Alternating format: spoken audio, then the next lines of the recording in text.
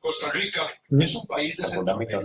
Su territorio cuenta con un área total de 51.100 kilómetros cuadrados. Limita con Nicaragua al norte, el Mar Caribe al este, Panamá al sureste y el Océano Pacífico al oeste. Cuenta con un poquitico menos de 5 millones de habitantes y desde 1998 no tenemos inversión. Destinando dinero a la educación de nuestros niños. Algunos dicen que somos el país más feliz del mundo. Lo mejor venga y compruébelo por usted mismo. Radio Surquí. Evitas discusiones en contra de las autoridades.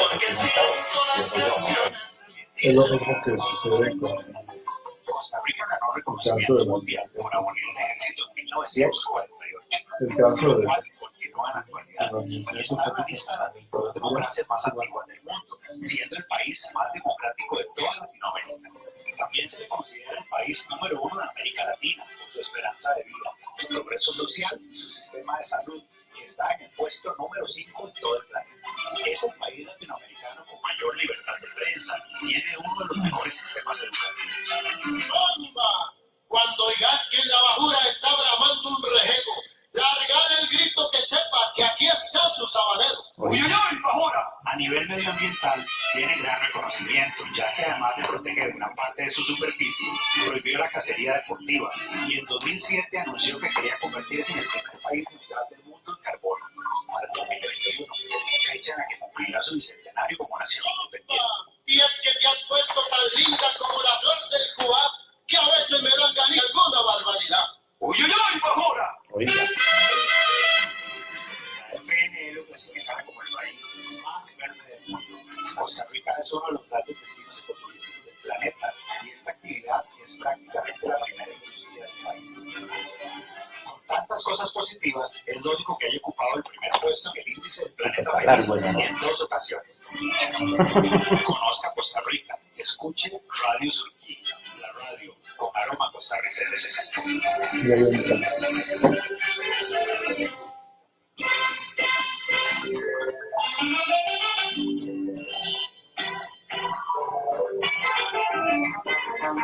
Le invitamos a escuchar Reflexiones, un vistazo a la realidad económica, social y política de la Costa Rica del siglo XXI, bajo la conducción del doctor Ley Vargas y del doctor Juan José Romero. Escúchenos este lunes de 3 a 4 de la tarde.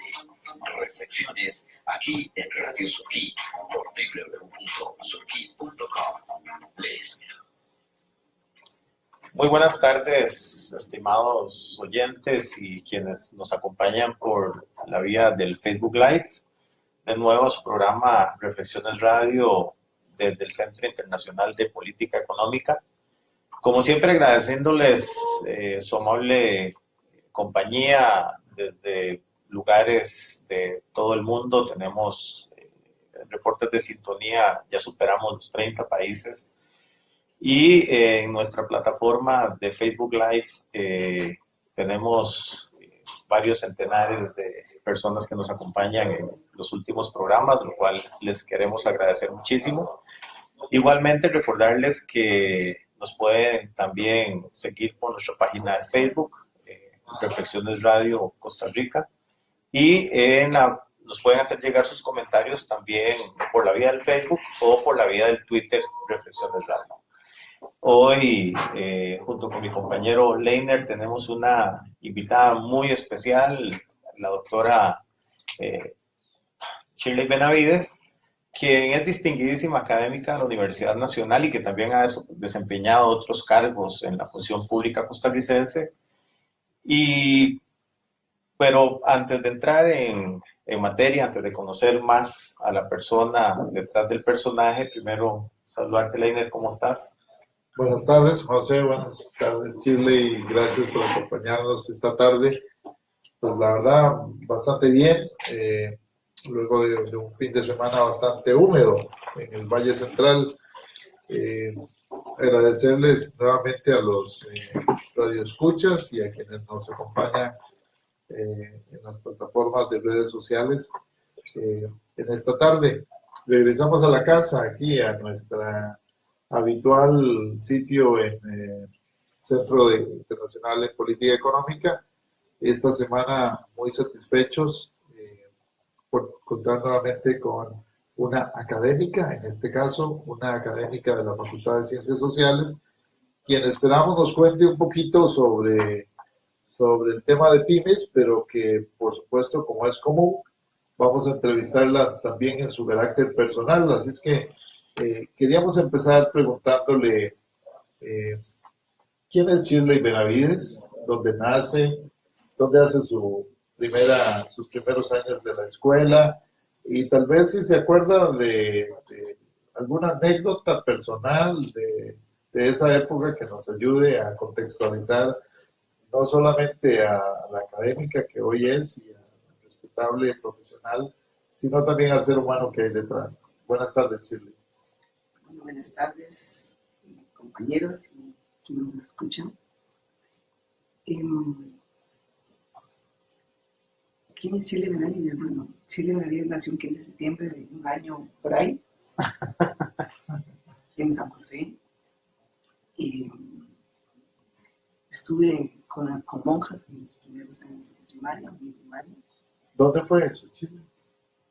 En el Niño Jesús de Praga, San José. Y luego pasé al colegio público, después de estar en la parte privada. Y ahí saqué mi quinto año en el primer deceno. Y luego ya entré a la Universidad de Costa Rica y empecé a estudiar. No hay mucho que decir en realidad en esa parte de mi vida. Pues a veces uno cree que no hay mucho que decir. Ahora, ¿nació con las dianas o nació más bien tarde, el 15 de septiembre? Bueno, nací a las 8:40 de la noche. Ok, ya habíamos pasado el... Ya había traído la torcha al Parque Central y estaba celebrándose la Diana y naciendo nuestra colega y además compañera de trabajo de la Facultad de Ciencias Sociales. En el 90 llegué a la Universidad Nacional. Llegué un poco porque yo estoy en la Universidad de Costa Rica, en la Facultad de Ciencias Económicas, era mi tutor de tesis, y vio algo que me pareció que podría ser interesante, y entonces me invitó cuando terminamos la grabación y la presentación de tesis, todo, a que viniera, y entonces entré como asistente del vicerrector de administración desde entonces. Cuando estaba Rosemary Ruiz, primera mujer rectora de la Carlos Carranza, que también es profesor de la Escuela de Sociología. Y Carlos Carranza también es profesor en la Escuela de Ciencias Políticas, que hemos entendido, de la Universidad de Costa Rica. También creo que Carlos es politólogo y es sociólogo. Ajá. Es un hombre brillante, he de decir, ¿verdad?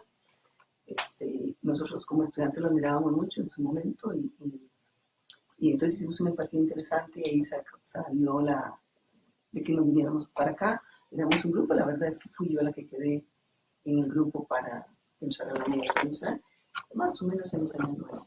Una anécdota, entré en una plaza siendo licenciada, entré en una plaza, creo que, si no me equivoco, no sé si fue mecánico, de chofer, no había plazas en ese momento. Y entonces, entré en los primeros meses, ¿verdad? El perfil me dio un poco... Trabajando de chofer. Más o menos como el perfil me dio. No le tocó ponerse el overol. No me tocó, pero bueno, estuve en esa plaza y ahí fuimos desarrollándonos. Eso nos permitió una experiencia interesante, fue la gestión universitaria, porque desde la Vicerrectoría de Administración, pues obviamente ahí llegan todos los aspectos financieros, recursos humanos, planificación, porque también trabajamos en una parte de una oficina que existió hace muchísimos años, casi 30, con Marino Marossi y con Helio Burgos, que todavía anda dando vueltas por ahí. Saludos para Helio, por cierto. Sí. Sí, y ahí trabajamos un poco la parte de planificación y el desarrollo de eso también, con un compañero que también murió con un accidente de los pensionados, ¿verdad? Que fue el director de recursos humanos. Ay, Dios, lo queríamos mucho, se me fue el nombre, pero fue uno de los que me dio y en realidad yo me dolió mucho porque formó parte de esos primeros años de la Universidad Nacional, ¿verdad? Y se me fue. Ya, bueno, tener a Carlos Carranza de mentor, creo que de alguna manera es una gran garantía. De hecho, es bastante frecuente escuchar a Carlos Carranza como analista de muchos temas en radio, en televisión o en prensa. Pareciera que eso, digamos, de alguna manera forma, siempre los mentores son muy importantes para uno, pero aparte de eso, el hecho de contar con la bendición, por llamarlo de alguna manera, de Carlos Carranza, me imagino que significó muchísimo en el inicio de la carrera de Shirley Benavides. Javier Porras, para que no se nos vaya. Ajá, Javi, se nos fue y muy doloroso porque fue un gran compañero, un gran ser humano. Claro, yo creo que Carlos marcó mi vida, porque yo trabajaba en Hacienda y el darme la oportunidad de salir de Hacienda y venirme para la Universidad Nacional, recién graduada, por supuesto que ya me montó en el carro una, y hasta la fecha, todo lo que ha pasado en estos años, pero fue un gran motivador. Yo era de las estudiantes que me sentaba en la primera fila y me le quedaba viendo y apuntaba hasta los suspiros que él daba. Pero bueno, eso valió, digamos, el esfuerzo, valió que viera un potencial y creía que podía aportar aquí con él. Y entonces, por supuesto que fue un antes y después. Yo me acuerdo que cuando estaba en Hacienda, titubeé mucho, estaba en propiedad, ¿verdad? Y venirse a la Universidad Nacional no decía como aventurar, ¿verdad? Y después de haber pasado 11 años en la Universidad de Costa Rica también, ¿verdad? Que tiene sus diferencias y sus cosas. Y bueno, yo dije, bueno, vámonos. Creo que fue una decisión acertada. Y por supuesto que Carlos se le agradecerá siempre. Nunca se lo he dicho personalmente, pero no valga el momento para... Si nos está escuchando... Seguramente lo va a escuchar o alguien de los colegas se lo va a mencionar y aprovechamos para saludarlo, por supuesto. ¿Y cómo fue esa experiencia en la Universidad de Costa Rica? ¿Usted llevó el bachillerato en qué carrera? ¿Economía, ciencias empresariales? Bueno, la Facultad de Ciencias Económicas tiene el área de administración y tiene el área de economía y estadística. Y nosotros entrábamos, en aquella época se estudiaba, el primer año era igual para todos. Me acuerdo de las economías, yo les he contado a algunos estudiantes que entrábamos a las 2 de la tarde, hacer un examen de economía. Con Peraza, no sé si alguno lo conoce, ¿verdad? Francisco Peraza, que era el gran profesor del primer año, con Corrales, que ahora muy conocido en el plano nacional, con Gerardo Corrales, profesor mío también. Aquí lo tuvimos en uno de nuestros primeros programas. Álvaro Palma fue otro profesor de los economistas que todavía están por ahí dando vueltas. Incluso el actual ministro de Comercio Exterior, Alexander Mora, ¿verdad? Con Alexander, yo tuve el segundo curso de economía y logramos, porque éramos de 60, se pasaban 4. De entrar a las 2 de la tarde y salir a las 8 de la noche sin moverse de nadie, haciendo 3 ejercicios. Así era la Facultad de Ciencias Económicas y esos eran los profesores, digamos, que teníamos en el primer año. Luego decidimos qué estudiar, había que escoger entre las carreras. Yo me incliné por una cuestión meramente circunstancial y por la administración pública. Y saqué la administración pública, que además era la carrera más afín en economía, porque lleva casi muchas materias por la naturaleza propia de la carrera. Y ahí fue cuando me gradué y ahí fue donde tuve a Carlos en los cursos de política.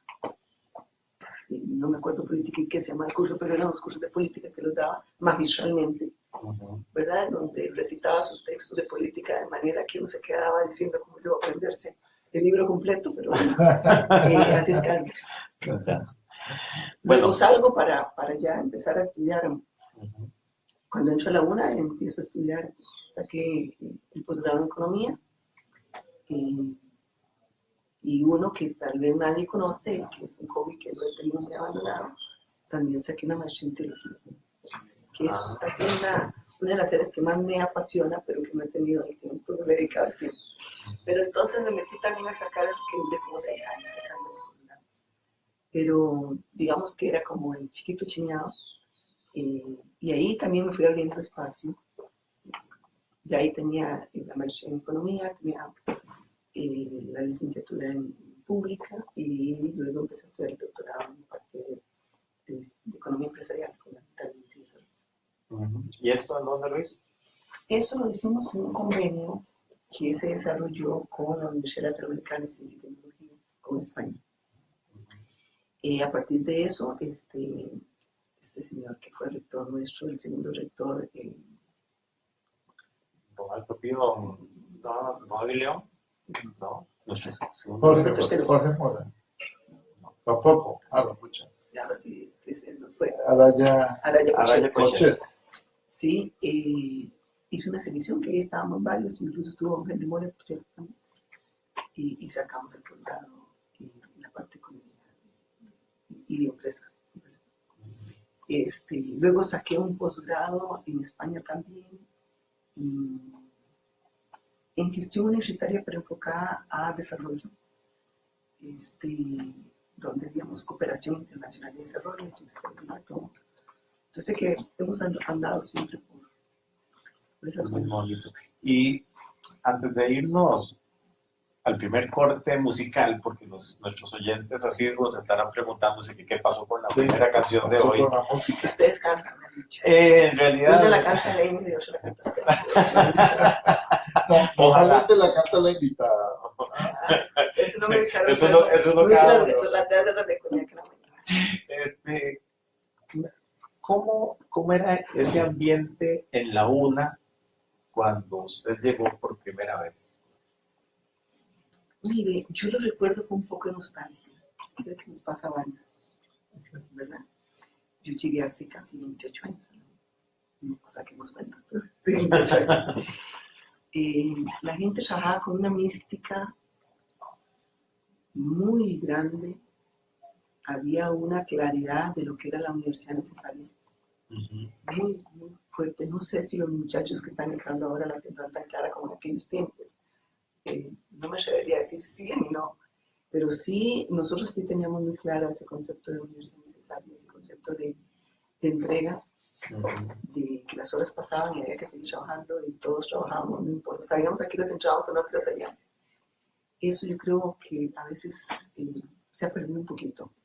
Entonces, esa era la universidad, donde había una pasión por la universidad, por lo que hacía y por lo que significaba la Universidad Nacional. No solo para Heredia, que en aquel tiempo se le decía la Universidad de Heredia, sino a la sociedad costarricense en que está diferenciando. Y en que nos diferenciamos con la Universidad de Costa Rica. Ya yo venía de allá, tenía la mitad del corazón un partido, pero sí hay una diferenciación clara entre uno y otro, especialmente cuando llegamos al ámbito de la economía. Bueno, vamos a seguir conversando con la doctora Shirley Benavides después de este corte musical. Hoy tenemos de invitado en nuestro programa Joaquín Sabina. Ya llegó. Ya llegó, sí. De hecho, ya llegó y ahí está calentando en el fondo.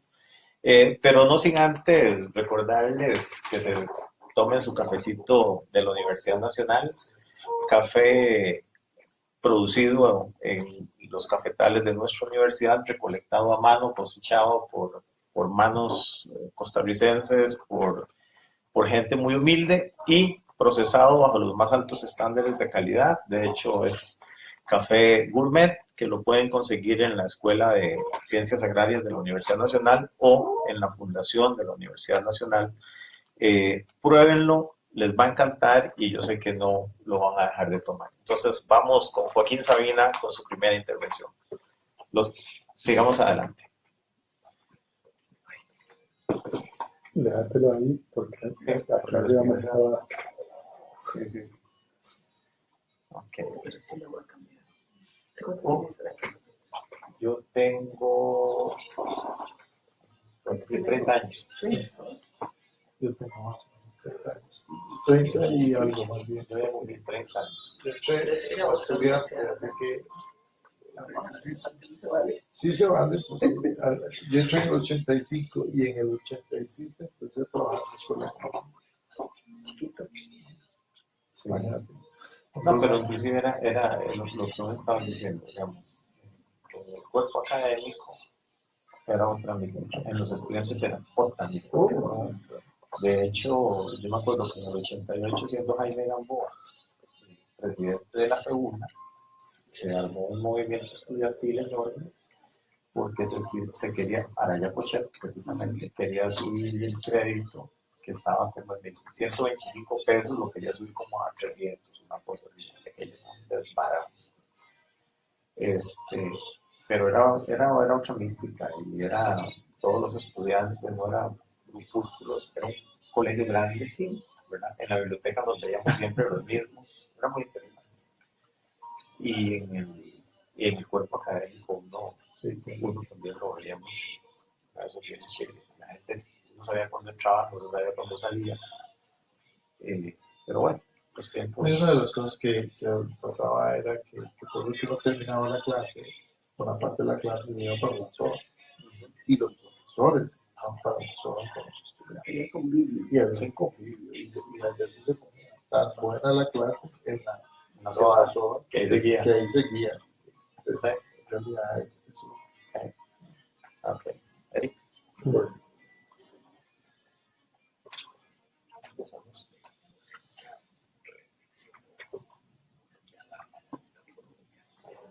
De la Constitución del siglo XXI, bajo la conducción del doctor Leo Vargas y del doctor Juan José Rodríguez. Escuchemos este lunes de 3 a 4 de la tarde. Reflexiones aquí en Radio Suki, www.suki.com. Les esperamos. Seguimos en nuestro programa de reflexiones de esta tarde, aquí desde las instalaciones del Centro Internacional en Política Económica de la Universidad Nacional. Les recordamos que este campus está ubicado acá en Lagunilla, Barrial de Heredia. Es el campus Benjamín Núñez. Y pues la verdad es que es un honor tener con nosotros el día de hoy. En la primera parte nos contaba un poquito sobre su trayectoria más, digamos, en lo que fue la formación académica de varias maestrías. Nos contaba también algunas de sus orientaciones, una maestría en la parte de teología, que probablemente los que la conocemos no teníamos toda esa información que hoy en día tenemos y por supuesto que es muy grato conocer esa faceta. Pero nos gustaría hablar un poquito también de la faceta de la experiencia cuando termina su trabajo en la vicerrectoría, en aquel momento la vicerrectoría de administración, y pasa a la escuela de economía, pasa algunos años en la escuela de economía y un poquito la trayectoria hacia adelante, porque nuestra invitada ha sido gerente general del Instituto Nacional de Aprendizaje, INA, y también ha tenido varias experiencias en la vida privada, en la gerencia de empresas, en la gerencia de organizaciones privadas. Así que querría que nos cuente un poquito ese proceso de ir y venir hacia y de la universidad. Bueno, más o menos en el 99, algunos compañeros se habían pasado a la academia. Yo vi la oportunidad, Henry Morea, mi compañero en el doctorado, y en algún momento se acercó y me dijo, sí, yo quiero que te vengas para la escuela, me parece que podríamos venir a colaborar. Él estaba recién electo como director en esas épocas. Entonces, bueno, lo pensamos un poquito. Ya yo había dado docencia, estando en mi parte administrativa un cuarto en la facultad, a veces en lo que era en el en aquel entonces, pero también en PPS, no me acuerdo si bien en RI, pero bueno, en geografía, había dado en algunas unidades académicas. Y entonces, a mí me sonó, lo hablamos, ya el vicerrector del momento se había cambiado. Entonces estaba entrando uno nuevo que quería también su espacio con sus gente, lo que se estila normalmente. Y entonces fue la oportunidad. Y Henry quería que me fuera con él a la escuela y entonces vimos la oportunidad de trasladarnos. Y ahí empezamos ya, le digo que alrededor del 99-2000. Lo que quiere decir que tenemos entre 17 y 18 años de estar en la escuela. Y ahí ha sido una experiencia. La escuela de economía. La escuela de economía propiamente. Ahí empezamos un poco por la formación de la parte de economía empresarial. Yo me acuerdo que una vez llegué yo con la elaboración de un proyectito en esa época, las pymes, esa era la de las pymes, eran vistas así como una cosa ahí muy extraña y que nadie las estudiaba, menos la economía. Ahí se estudiaban cosas más importantes, una cuestión macroeconómica. Y entonces yo redacté un proyectito y llegué y se lo presenté a Henry para empezar a estudiar las pymes. Paralelamente, sin hablar siquiera, un compañero había hecho un proyecto casi igual, que se llama Martín Parada y anda por ahí dando vueltas. Por ahí anda Martín. Y entonces él dijo, mire, pero ustedes, ¿por qué no se hablaron? No sabíamos que estábamos pensando lo mismo. Y entonces surge el proyecto de pymes en la escuela, el cual tiene en este momento 17 años. Yo fui la primera coordinadora del proyecto y ya después Martín lo asumió en otros momentos y ahí empezamos la investigación del tema de pymes. En eso también estábamos elaborando la maestría. Yo le ayudé a terminar de diseñar la maestría y fui después la segunda coordinadora de la maestría. La maestría en economía del desarrollo. Exactamente, ahí intervención empresarial, competitividad y la parte de políticas públicas. Francisco Esquivel fue el primero que lo veo aquí en la foto. Fue el primer coordinador, Francisco venía de Planes, acababa creo que renunciar de ser el viceministro. Y entonces estuvo ahí unos 6 meses y luego lo asumí yo. Logramos tener hasta 3 promociones al mismo tiempo en esa época. Fue un trabajo muy arduo. Ahí me encontré un muchachón que se llama Linus Vargas en un momento. Y hicimos algunas cosas juntos, incluso generamos algunos recursos para poder comprar los pupitres. No sé si te acuerdas de eso. De las 2 maestrías, él estaba en el CIMPE y yo estaba allá. Y hicimos cosas, creo que hasta unos libros habíamos comprado juntos. Pero fue un esfuerzo, digamos, importante entre la investigación y el desarrollo de la maestría, aparte de los cursos que obviamente no daba. Eso hizo que más o menos por ahí del 2005-2006, me contactara una persona de la UNED, que ahora es la actual vicerrectora de investigación, Lizeth Brenes, una académica también de mucho peso ella, que pensó que ya las pymes se empezaban a ver un poco más seriamente y ya todo el mundo empezaba a hablar de la importancia de las pymes para el desarrollo de la economía y para la redistribución de la riqueza. Y entonces me contactó y me dijo que querían hacer un observatorio de pymes con fondos de CONARE. Esos fondos de CONARE requerían un representante por cada universidad y en ese momento yo asumí la representación de la UNA con el aval del rector, la rectoría en ese momento. Entonces estaba ella por parte de la UNED, una compañera Victoria que era del Observatorio del Desarrollo por la parte de la UCR y Juan Carlos, que creo que es el actual subdirector de la Escuela de Administración del TEC, y además tú con el incubadora Juan Carlos Leiva, fuimos los 4 fundadores del Observatorio de MIPYMES, que estuvo por los primeros 3 años como Observatorio de MIPYMES financiado por CONARE, porque después lo asumió la UNED, ¿verdad? Ahí hicimos la primera encuesta que se hizo en la historia de Costa Rica para las pymes. Todo el mundo hablaba de pymes, pero nadie había hecho una encuesta. Y lo tuvimos con la asesoría del Departamento de Estadística de la UCR para ayudarnos en toda la parte técnica y logramos desarrollar esa primera encuesta, donde también estaba lo del TLC, por cierto, vi por ahí que iba a haber un debate de eso. Y entonces mucha gente decía que iban a morir las pymes, otros decían que era una oportunidad para las pymes. Y entonces acaban de pasar, entonces incluso metimos un apartado sobre pymes. Y fue la primera investigación ya a nivel nacional, estadísticamente y técnicamente elaborada, y eso fortaleció mucho el observatorio.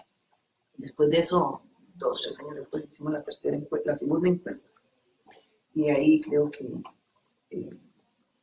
nadie ha vuelto a hacer encuestas a nivel nacional del calibre que se hicieron en ese momento y de la información que sale.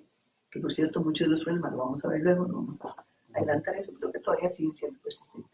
Hay un problema estructural en el país y yo creo que todavía no se ha corregido, pero eso fue el observatorio que también vino a dar un elemento y nos vino a poner en la plataforma del debate nacional en ese tema, y eso también me hizo que me llamaran del Ministerio de Economía para ser el representante ante el Ministerio de la Comisión de Pymes, y por parte de la UN representé también la UN en ese momento.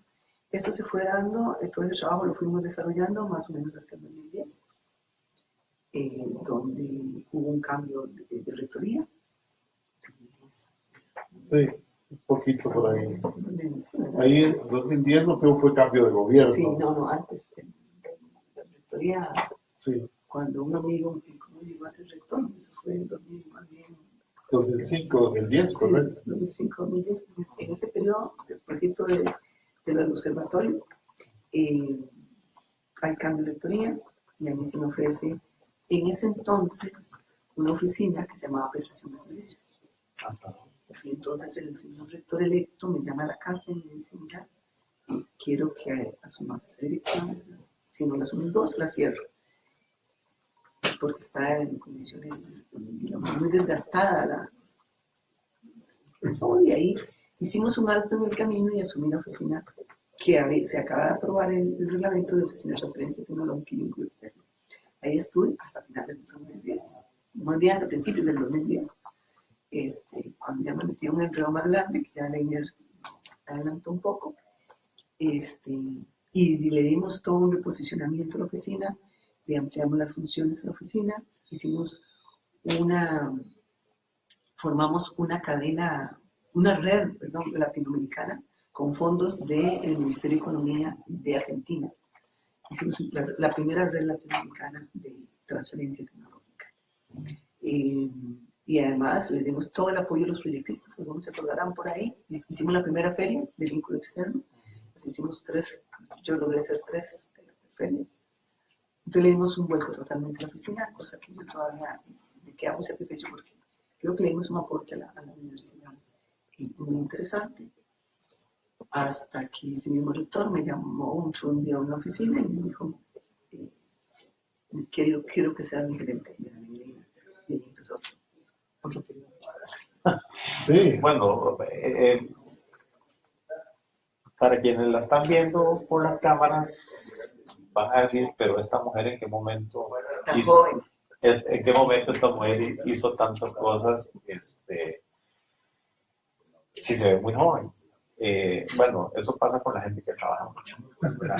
Eso pasa con la gente que trabaja mucho y es bien interesante. Por cierto, que ese rector que después la llamó es Olman Segura, que le mandamos un abrazo desde acá y un saludo cordial. Lo hemos tenido en el programa Reflexiones, ¿cierto? Sí, buen amigo de la casa y que por aquí también ha estado con nosotros.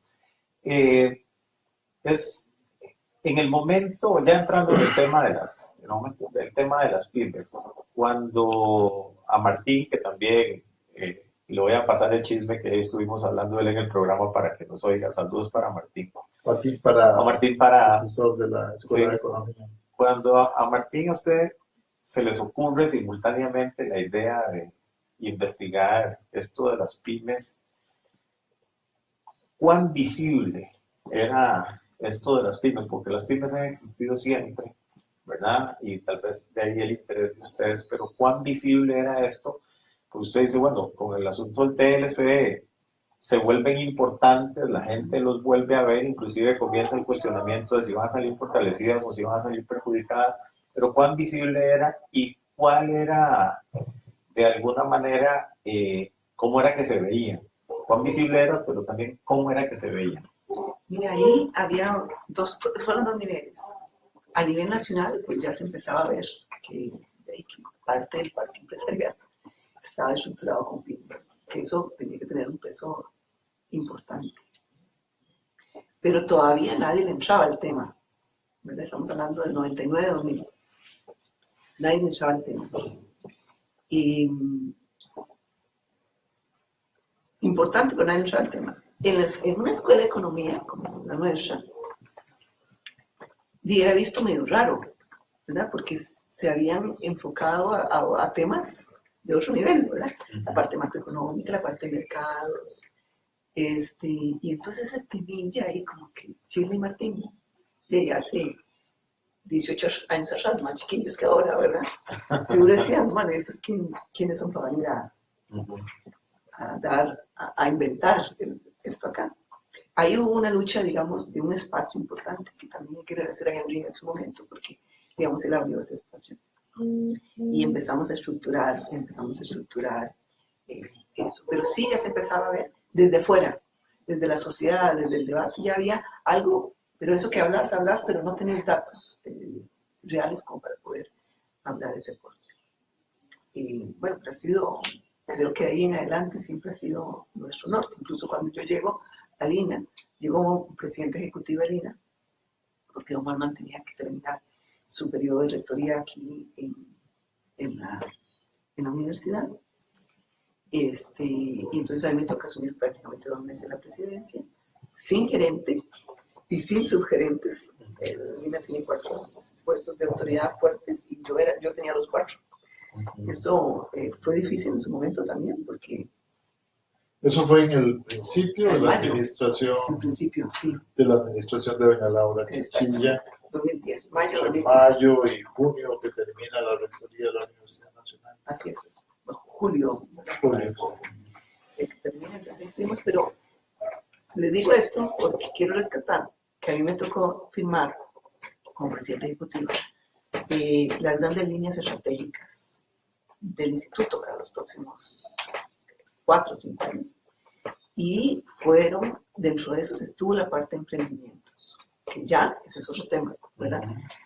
Se habló mucho de pymes, pero ya ahora se está hablando de la importancia del emprendimiento. Y decir que iba a ser un eje transversal el emprendimiento.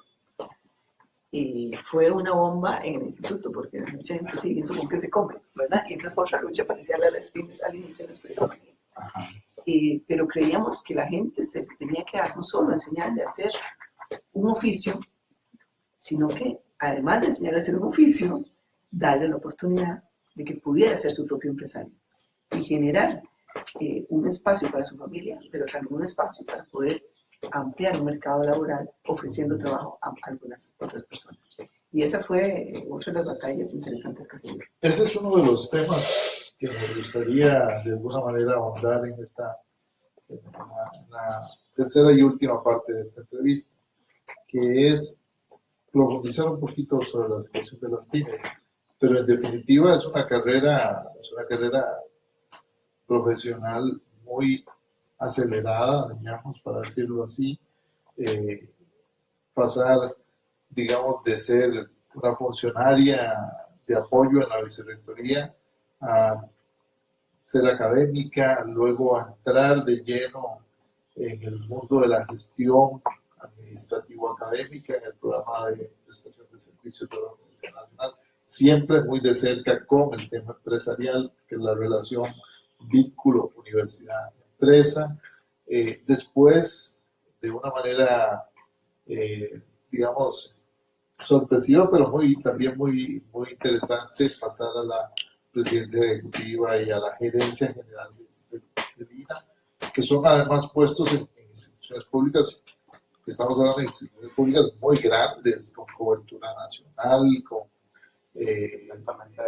digamos, con demandantes de tiempo, de logística, de una gran capacidad también en relación a temas de gestión del recurso humano, porque son instituciones con una densidad de recursos humanos gigantesca, por decirlo, desde el punto de vista de que ya no estamos hablando de administrar un colegio, sino que estamos hablando de administrar de verdad un aparato público con las leyes nuevas de la gestión pública que de alguna manera han hecho los procesos más difíciles, etcétera. Es decir, es un bagaje de experiencia en la gestión pública que no cualquiera se lo brinca y se lo brinca tan fácil, ¿no? Sí, no me lo brinqué, pero además quiero decirles una cosita que yo siempre lo digo, perdónenme, con mucho orgullo, porque fue el fruto no solo del trabajo mío, fue el fruto del trabajo en equipo, con las sugerencias y con los compañeros que estuvimos, pero hicimos historia. Si ustedes revisan, en la Contraloría General de la República, ha sido la única institución entre 160 y algo de instituciones que recibimos bajo la gerencia general, que es la administradora del instituto, según los reglamentos, 2 años consecutivos, nota 100 en gestión pública. Eso, con la inmodestia del caso, a mí me ha dado mucha satisfacción porque se valoran, el índice valora una serie de elementos de proveeduría, control interno, recursos humanos, planificación, ¿verdad? Y 2 años seguidos, 2 años fuertes, digamos, de gestión nuestra, logramos nota 100. Ninguna institución pública lo había hecho hasta el momento. Yo no sé si alguna otra lo habrá hecho. El índice de la gestión pública es el baluarte de la excelencia. Digamos, es el premio mayor que puede recibir una institución pública, es, digamos, desde la perspectiva de haber cumplido con todos los parámetros que los distintos departamentos de gestión obligan. Pero además de eso, también hay un viraje en el estilo y en la gestión del instituto, digamos. Cuéntanos un poquito cuáles fueron los grandes aportes de esa época. Estamos hablando de 2010, 2014, ¿no? Sí, 13 en realidad, yo diría en 13, porque después tuve un viraje al sector privado. Mire, yo creo que lo principal fue que generamos unas líneas transversales en las carreras. Emprendedurismo era una, la parte ambiental era otro, toda la conciencia ambiental. Y queríamos impulsar las carreras bilingües. Hace tal vez unos 4 meses, una persona coordinadora de un núcleo, allá le llaman núcleos, pero en realidad son como escuelas nuestras. Ajá. Me dijo, me llamó y me dijo, doña Chile, le digo que este lunes presentamos la currícula bilingüe. Eso es un logro suyo. Le digo, bueno, no es un logro suyo. El mío es de ustedes, pero yo creo que nosotros lo impulsamos. Me costó mucho, hasta hace unos meses se presenta, pero bueno, se dio el primer paso, ya eso es importante, sacar técnicos bilingües, eso es elemental. Entonces dimos un viraje importante en cuanto al enfoque, a lo que queríamos que los técnicos ya fueran técnicos de avanzada, ¿verdad? Incluso hablamos de los supertécnicos, que habíamos hecho un convenio con un Franklin Chan, ¿verdad? Para poder llegar hasta ahí, por cuestiones de que el tiempo se nos acabó, no se logró lastimosamente concluir eso, pero digamos llegamos a la firma del convenio y nos sentamos con don Franklin a definir algunos perfiles para esas áreas.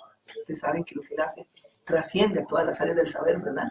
A veces le dicen que él anda en las nubes, pero no, en la luna, y trasciende en todo lo que es la misma medicina, la estética, hay un montón de temas.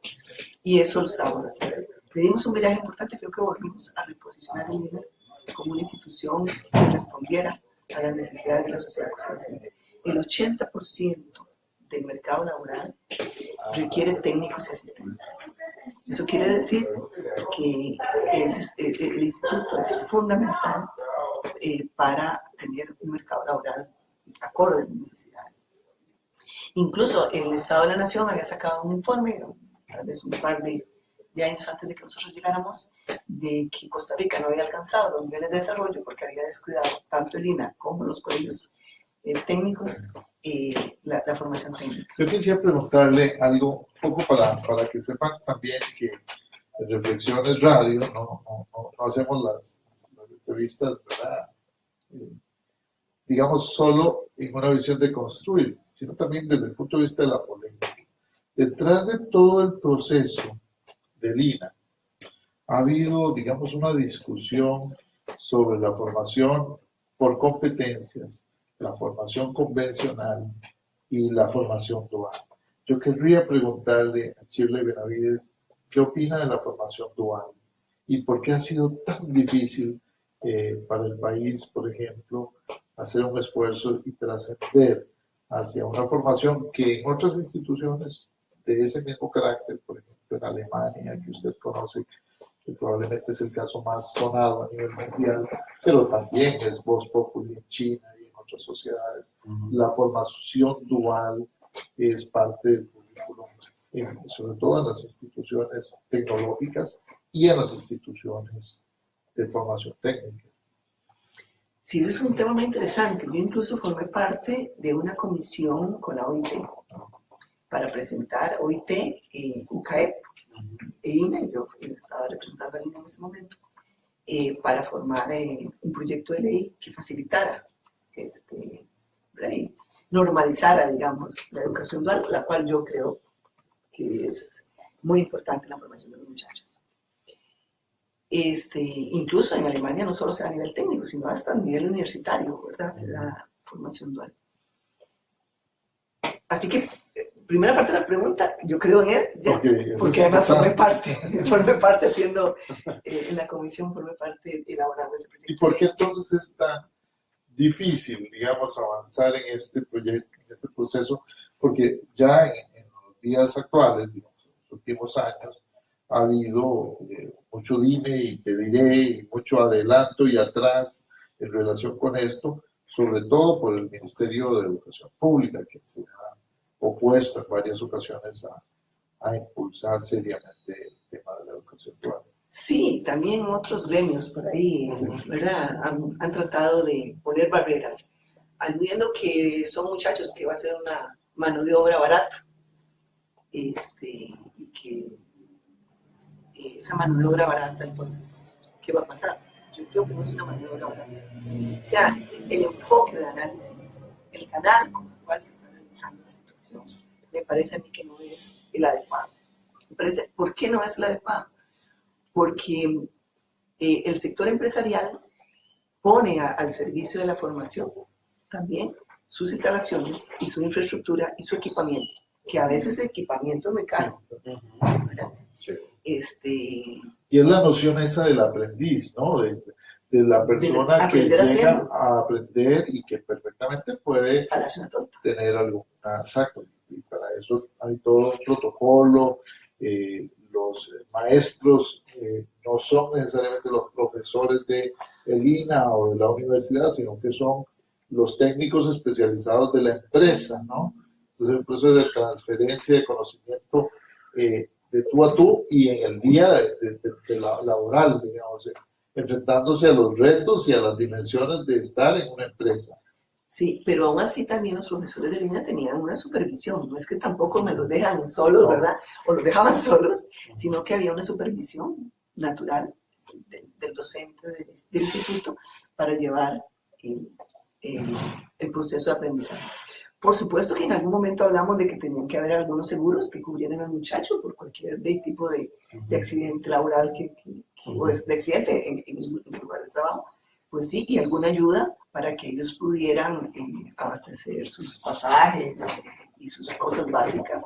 Sabíamos que no era un salario como tal porque está en un proceso de aprendizaje, claro, ¿verdad? No es técnico, pero en el momento EUCAEP, Chile Saurí en ese momento era la directora ejecutiva, estaba muy clara de que el sector empresarial estaba abierto a facilitar eso, en aras de tener un mejor perfil, que cuando terminaran sus estudios incluso tenían la posibilidad ya de contratarlos como técnicos además, y además tener un mejor perfil, porque ya viviste, como vos lo dijiste, día a día, de la cotidianidad de la labor. Es una gran, digamos, es una gran ventaja para un técnico pasar, no es que va a pasar toda su formación allá, pero digamos estas pasantías en la empresa le permitirían también darse a conocer, conocer el ambiente laboral de la empresa, tener una inserción temprana en la empresa antes de tener una inserción ya laboral formal, y sobre todo estar en algunas de esas empresas están en la tecnología de punta, de tal manera que pues se va a actualizar. Es muy difícil, por ejemplo, en los talleres de INA, seguramente contar con toda esa maquinaria que hoy en día tienen las empresas disponibles, ¿no? Y con la rapidez, tal vez, porque podría haber, pero no la rapidez por el proceso de contratación. Yo, siendo la gerente general de Lina, duré un año para que me comprara un televisor para las exposiciones. Un año. ¿Verdad? Y se supone... Bueno, eso es, yo creo que es muy rápido. Eso de todo lado. Está por encima de la media de cualquier institución pública. ¿Verdad? Pero se los pongo para que vean que igual, por supuesto que es mucho más rápido la adquisición por parte de una empresa privada, donde el muchacho se enfrenta que por parte del instituto con todo el procedimiento. Bueno, y que yo creo que para el tema que mencionaba Shirley dentro de los ejes transversales, que era el emprendedurismo, creo que para un muchacho que tiene la oportunidad de insertarse, aunque sea como aprendiz, aunque sea muy entre comillas, ¿verdad? Como aprendiz en una empresa, también le ayuda a ver cómo es el proceso de producir, ¿verdad? De la administración, de la gestión, eventualmente ver cómo se hacen los pedidos, cómo se maneja la bodega, cómo se maneja un presupuesto, o por lo menos tantearlo, como para saber a qué se va a meter. Sin embargo, el tiempo nos juega y no queremos irnos sin hacer un segundo corte. Entonces, vamos a un cortecito con Joaquín Sabina de nuevo y volvemos para el cierre del programa, donde vamos a hablar de algunos numeritos interesantes con respecto a los pymes. Los esperamos.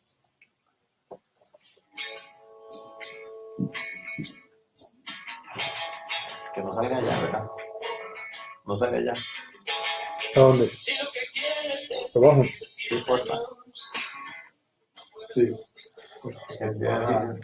Castigar el Entonces, el nombre del OTTVE es con vos. Es conmigo. Ahora le acaban de cambiar, Sí. ¿verdad? Ya no es conmigo. ¿De dónde lo sumo? Deja hacer prestación de servicios. Y en el centro llevamos todo un nuevo. transferencia tecnológica. Sí. Prestación. ¿No? No, Vínculo y externo. vínculo externo. ¿Y ahora cómo es que se llama? Ahora es transferencia de conocimiento Algo así. y vínculo externo. Vínculo externo. Transferencia de conocimiento, transferencia tecnológica.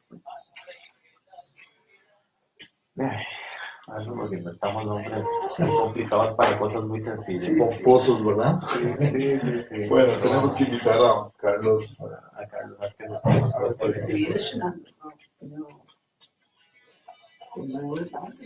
Sí. Es buena razón para que nos cuente un Ese poco. reglamento a ratos es un poquito complicado. Digamos, ver la distinción entre las distintas actividades, qué es vínculo externo, qué no lo es, y qué es remunerado, qué no lo es, y una cosa y la otra. Sí, creo que para los que estamos en ese rollo, es un poquito complicado. Trabajo bastante arduo. Sí, ¿Viste la lista que te mandé? sí, ahí está. Y ahorita está República Dominicana, Arabia Saudita y Alemania. Ya. Aquí había 19 en este momento, ¿verdad? Ahorita bajó a 8, Uh-huh. pero está Arabia Saudita. Okay.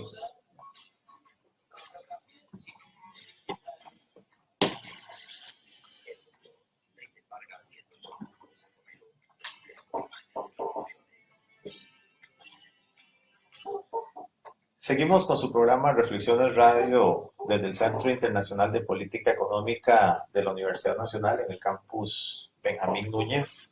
Hoy con una invitada muy especial, con la doctora Shirley Benavides, quien nos está hablando del tema de pymes. Tengo que decir que para mí es bastante sorprendente porque hoy día pymes, todo el mundo hoy habla de pymes y MIPYMES y todo esto, pero tal vez un par de numerillos que sería interesante conocer, porque, digamos, ¿cuánto pesan las pymes dentro del Producto Interno Bruto de Costa Rica? ¿Cuánto pesa en términos de empleo directo, indirecto?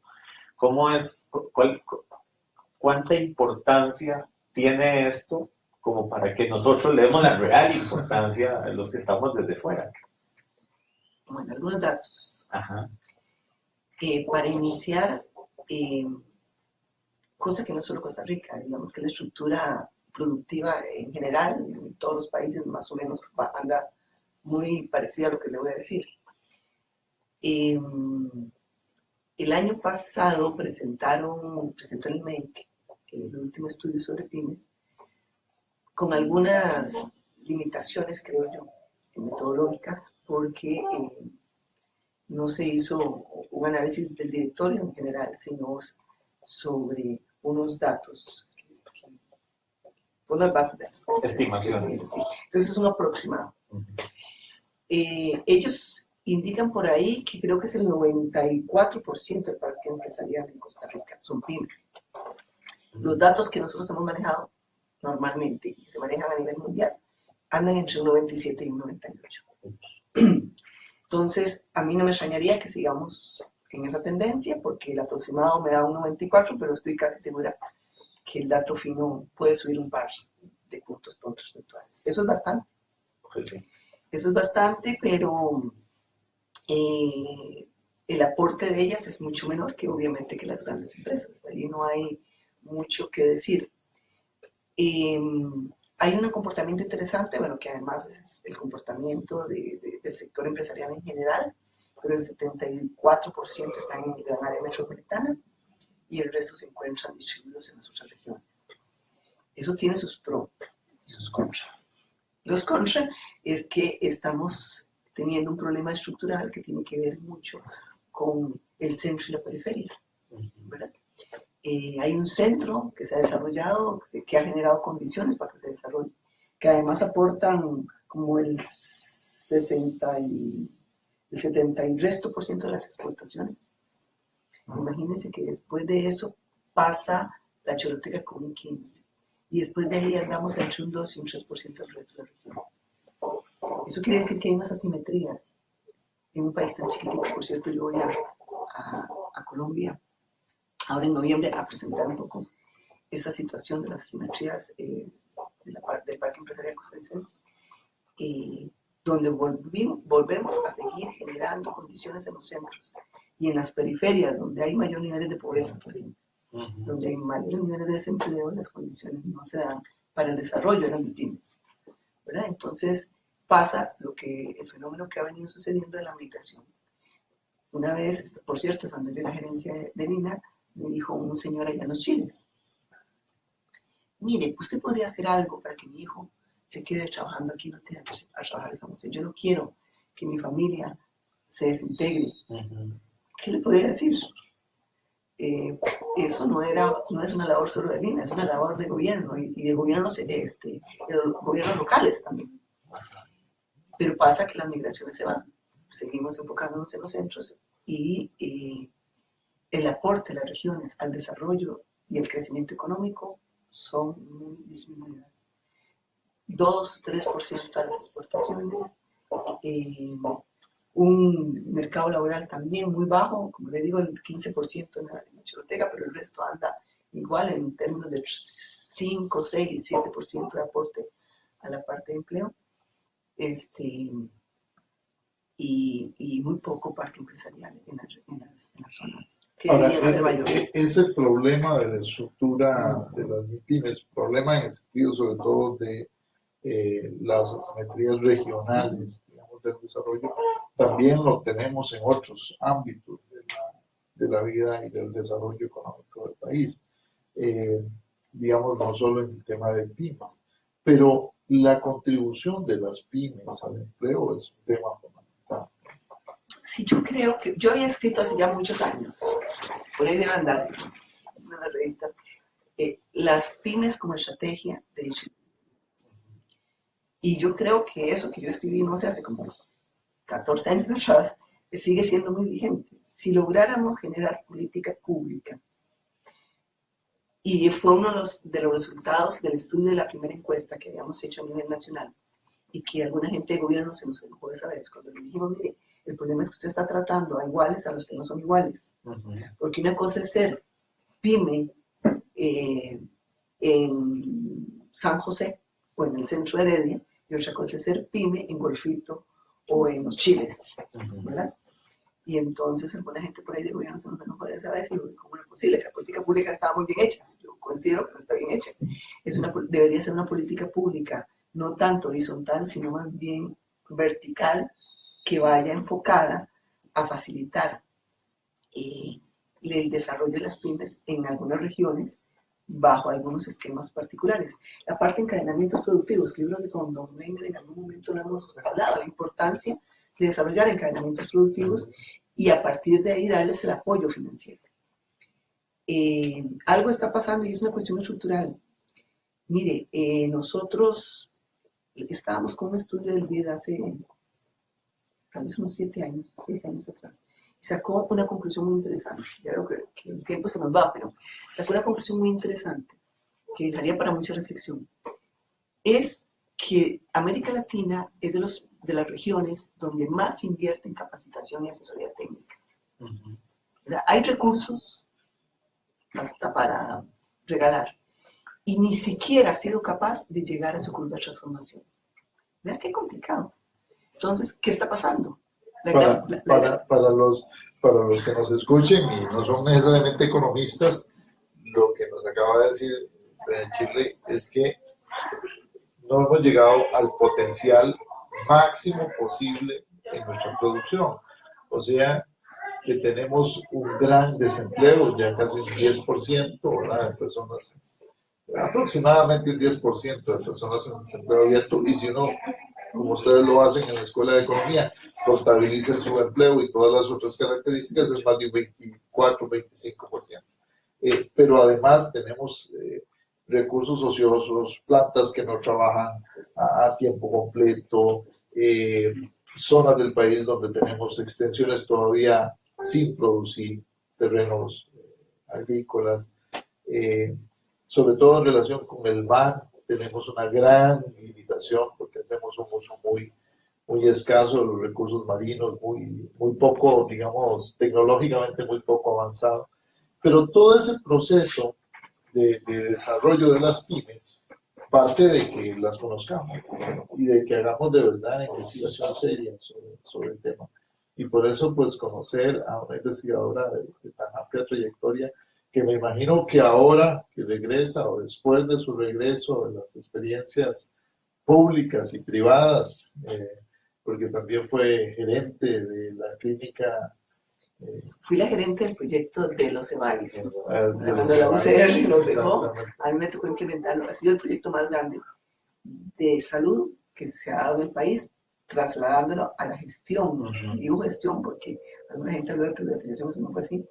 Y el contrato es sumamente rígido con la caja, así que no era así, pero de implementación en la gestión. Es en realidad una concesión temporal del servicio. Es una contratación. En realidad es una contratación de gestión, porque Claro. todos los meses había que darle informe a la caja de lo que se hace y las cosas se tienen que ir bajo el parámetro de la caja. Tanto es así que nosotros ofrecimos en su momento ampliar los horarios para la gente que trabaja y también hasta las 7 de la noche y los sábados, incluso la parte odontológica.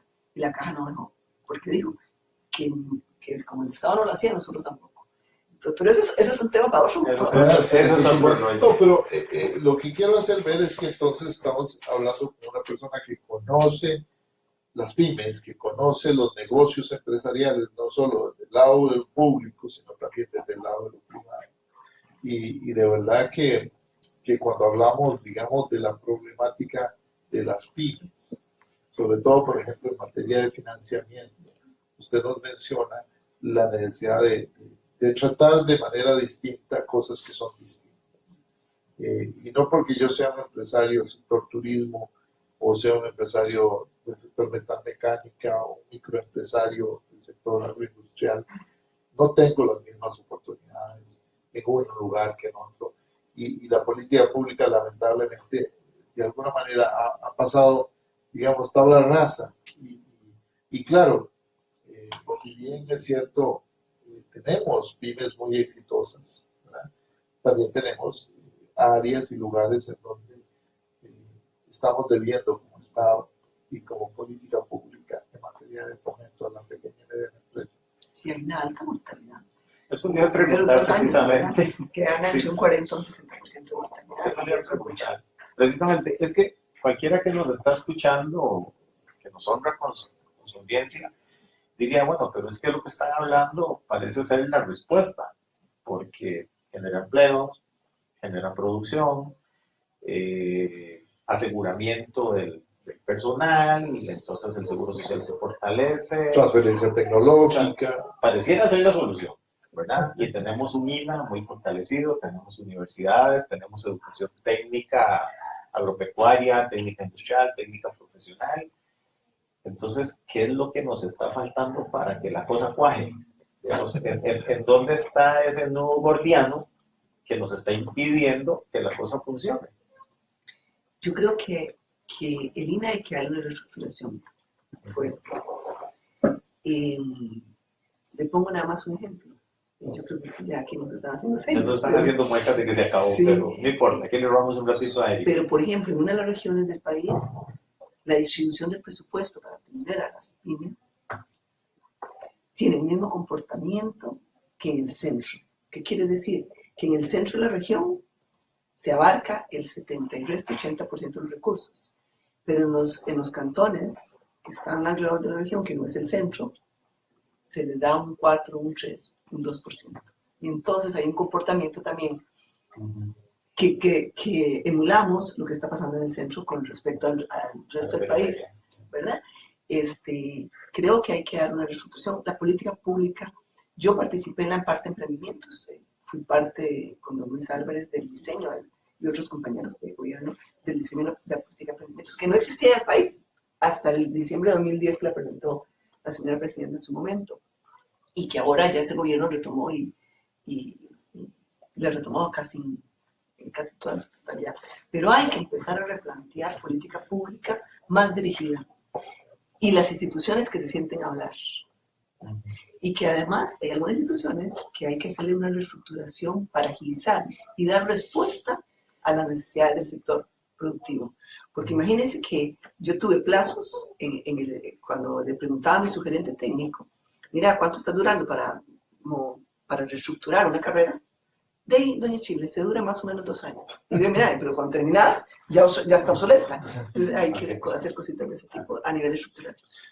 Definitivamente es toda una clase sobre el tema de pymes y sobre la discusión, pero se nos ha acabado el tiempo, se nos ha ido volando esta hora de trabajo, de compañía con doña Shirley Benavides Vitas, que también tengo entendido está en la posibilidad muy pronto de acompañarnos en la Escuela de Economía. Por lo menos muy pronto hay una elección donde está participando. Aprovechamos para desearle la mejor de las suertes. Y junto con el compañero Manuel Barahona de Fórmula, a quien le mandamos un saludo, siempre nos escucha en Reflexiones Radio, y ojalá nos esté viendo. Le mandamos un saludo y un abrazo y la mejor de las suertes. Por supuesto no queremos intervenir en ese tema, pero creemos que definitivamente es una fórmula, digamos, que podría darle mucho a la Universidad Nacional y a la Escuela de Economía. Terminamos acá, no sin antes agradecerles a todos los radioescuchas. Nos decía don Eric que nos han acompañado de múltiples países el día de hoy, como lo han hecho en otras ocasiones. De verdad, el cariño que nos expresan y la amabilidad de acompañarnos nos hace sentir pues, absolutamente comprometidos de continuar con este proyecto de Reflexiones Radio. Juan José, muchísimas gracias por acompañarnos y lo dejo para que despida el programa, seguramente con una de esas bellas canciones del señor Sabina que nos acompañó el día de hoy. Sí, no sin antes agradecerle a Shirley, a quien no había tenido yo el gusto de tratarla personalmente, y me sorprende muchísimo ver todo el bagaje, conocimiento y trabajo que ha desarrollado. Agradecerle por todo el trabajo que ha hecho por la Universidad Nacional y por el país. Me siento bastante complacido de tenerla acá con nosotros. Esperemos después ya volverla a tener acá hablando un poco sobre lo que es gestión universitaria, ya tal vez desde la división de la Escuela de Economía. Agradecerles a nuestros asistentes para el desarrollo del programa, y Marian y Eric, y bueno, agradecerles a ustedes por su compañía. Los esperamos, si Dios lo permite, de hoy en 8 al ser las 3 en punto de la tarde, con un nuevo programa. Y para cerrar los dejamos de nuevo con el señor Joaquín Sabina. Hasta pronto. Muchas gracias.